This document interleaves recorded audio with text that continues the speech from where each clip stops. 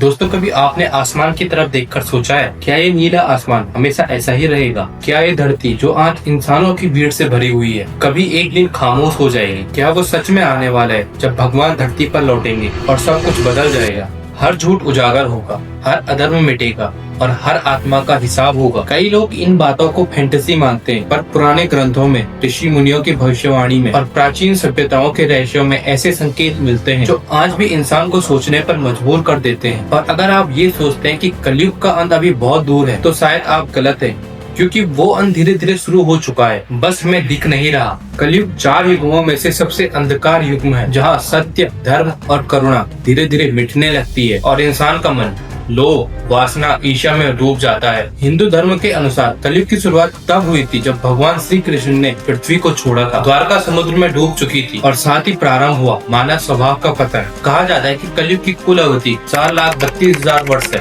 और अभी सिर्फ लगभग 5,000 साल ही हुए हैं। पर इन 5,000 सालों में इंसान ने जो किया वो पहले किसी भी युग में नहीं हुआ। पुराणों में एक पंक्ति आती है कि कलयुग में धर्म एक पांव पर खड़ा रहेगा और बाकी 3 पांव सत्य, करुणा और तप गिर जाएंगे। मतलब सिर्फ धर्म का नाम रहेगा, उसकी आत्मा तो मिट जाएगी। आज देखिए, लोग मंदिरों में जाते हैं, घंटियां बजाते हैं, दान करते हैं, पूजा करते हैं, पर मन में शांति ही नहीं है, क्योंकि हर कर्म के पीछे इंटेंशन प्योर ही नहीं है। भक्ति अब कॉम्पिटिशन बन गई है। इंसान भगवान से जुड़ता नहीं, बल्कि दूसरों को दिखाने के लिए पूजा करता है। और यही है कलयुग की सबसे सडन साइन, जहाँ इस स्पिरिचुअलिटी मैटेरियलिज्म में बदल गई है। गरुड़ पुराण और श्रीमद् भागवत पुराण में कलयुग के अंत के बारे में कई भविष्यवाणी दी गई है। उनमें कहा गया है, जब धरती का संतुलन बिगड़ेगा, जब मनुष्य अपने ही सृजन के खिलाफ होगा, तब कलयुग का अंत शुरू होगा। आप जरा गौर करना, आज दुनिया में जो हो रहा है, क्या वो उसी दिशा में नहीं जा रहा? देखो, climate change, disaster, deadly virus, mental health crisis, greed driven politics और इंसान का धीरे धीरे मशीन में बदलना। साइंस कहती है डेवलपमेंट है, पर पुराण कहता है डिस्ट्रक्शन, डिसक्रस्ट ऑफ प्रोग्रेस। कहा जाता है कि जब मानवता अपने चरम पाप पर पहुंच जाएगी, तब पृथ्वी खुद विनाश को बुलाएगी। और ये विनाश हमेशा भूकंप और आग से नहीं होता, कई बार वो शुरू होता है इंसान के मन से।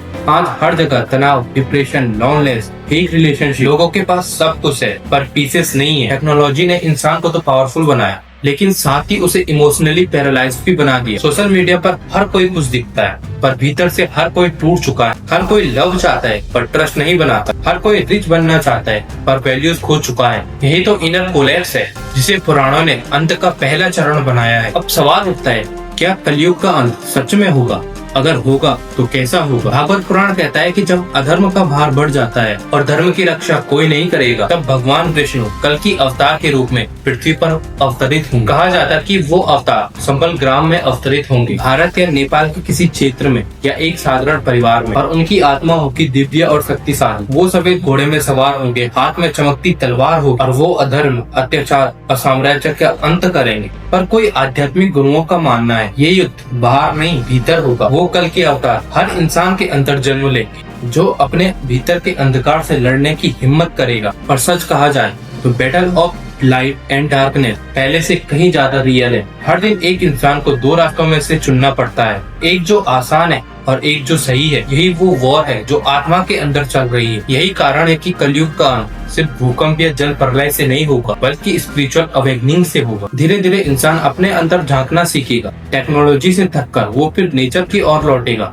फेक कनेक्शन से टूटकर सच्चाई की तलाश करेगा, और यही ट्रांसफॉर्मेशन होगा, एंड ऑफ कलयुग का असली अर्थ और एक न्यू कॉन्शियसनेस का जन्म। अब कुछ शॉकिंग प्रोफेशंस पर नजर डालते हैं जो आने वाले समय को लेकर बताई गई है। महर्षि वेद व्यास ने लिखा है कि जब राजाओं के स्थान पर अपराधी शासन करेंगे, जब ब्राह्मण ज्ञान बेचेंगे, जब स्त्रियां केवल रूप से पहचानी जाएगी, जब पुत्र पिता का शत्रु बनेगा, तब समझ लेना कि कलयुग अपने चरम पर है। अब सोचना जरा, क्या ये आज नहीं हो रहा है? पॉलिटिक्स में करप्शन, एजुकेशन का बिजनेस बन जाना, रिलेशनशिप का स्वार्थ में बदल जाना, हर जगह सेल्फ इंटरेस्ट, ये वही संकेत है जिनका जिक्र हजारों साल पहले किया गया था। कई वैज्ञानिक भी मानते हैं कि पृथ्वी का मैग्नेटिक फील्ड बदल रहा है, पोल शिफ्टिंग है, वेदर पैटर्न अनप्रेडिक्टेबल। ये सिर्फ इन्वायरमेंट चेंज नहीं बल्कि कॉस्मिक लेवल ट्रांसफॉर्मेशन है। जब एक ऑपरेटिंग सिस्टम रिसेट होता है वैसे ही पृथ्वी का भी रिसेट पॉइंट आता है और शायद यहाँ रिसेट वो क्षण होगा जब कलयुग समाप्त होगा। कई ज्योतिष और मिस्टेक ट्रेडिशन मानते हैं कि कलयुग का एंड सडन नहीं होगा बल्कि 3 बड़ी वेव्स में आएगा। पहली वेव्स होगी मानव चेतना का पतन जो पहले से चल रहा है, दूसरी वेव्स होगी प्राकृतिक संतुलन का बिगड़ना और तीसरा वेव होगा आध्यात्मिक पुनः जागरण जहाँ कुछ आत्माएं जाएगी और सत्य की राह पकड़ेगी। यही वो सोल्स होगी जो न्यू एरिया की फाउंडेशन बनेगी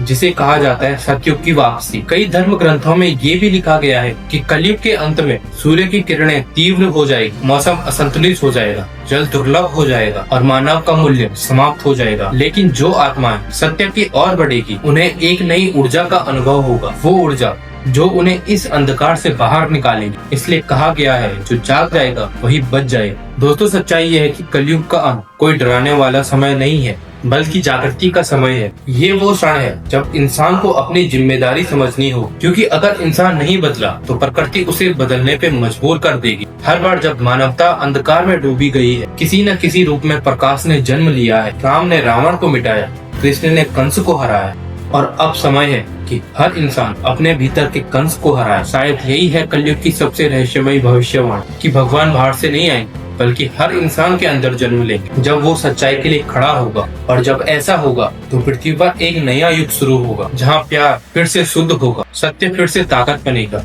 और धर्म फिर से जीवित होगा। तो दोस्तों अगर आप ये सोचते हैं कि कलयुग का अंत डरावना है तो नहीं, वो एक नया आरंभ है, वो मोमेंट जब डार्कनेस अपने आप लाइट में बदल जाती है। अगर ये स्टोरी आपको सोचने पर मजबूर करे तो इसे शेयर जरूर करना, क्योंकि हो सकता है आपकी शेयरिंग से किसी और आत्मा की जागृति शुरू हो जाए। अगर आपको वीडियो पसंद आए तो वीडियो को लाइक करना, चैनल पे नए हो तो प्लीज चैनल को सब्सक्राइब जरूर करना। मिलते हैं नेक्स्ट वीडियोस में।